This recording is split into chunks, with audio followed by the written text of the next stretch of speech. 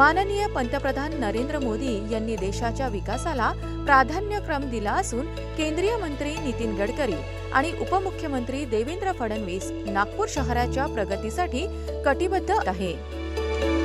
शहराच्या विकासाला वेग देण्यासाठी रस्त्यांचं महत्त्व जाणून नागपूर महानगरपालिकेच्या बांधकाम विभागाने रस्ते बांधणी आणि काँक्रिटीकरण सुरू केले आहे।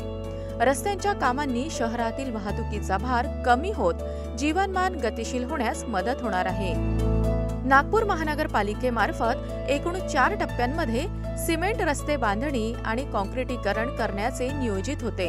त्यापैकी पहिल्या टप्प्यात एकूण 80 कोटी रुपये निधी खर्चून 17.64 किलोमीटरच्या रस्त्याचे बांधकाम पूर्ण झाले आहे। दुसऱ्या टप्प्याचे एकूण 300 कोटी रुपयांचा निधी खर्चून 51.51 किलोमीटरच्या रस्त्याचे बांधकाम पूर्ण झाले आहे।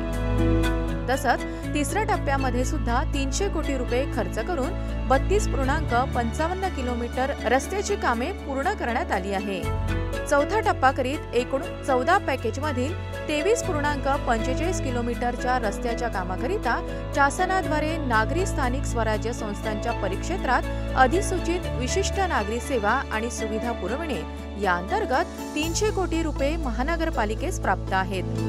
दक्षिण पश्चिम नागपूरमधील ऑरेंज सिटी स्ट्रीट प्रकल्प, शहरातील टप्पा 4 अंतर्गत सिमेंट काँक्रीट रस्त्यांचे बांधकाम, लक्ष्मीनगर झोन अंतर्गत राजीव गांधी उद्यान येथे ग्लो गार्डनची निर्मिती, तसंच लक्ष्मीनगर येथे पंडित दीनदयाळ उपाध्याय ग्रंथालय, सोनेगाव तलावाचा विकास आणि सौंदर्यीकरण लोकार्पण आज संपन्न होत आहे।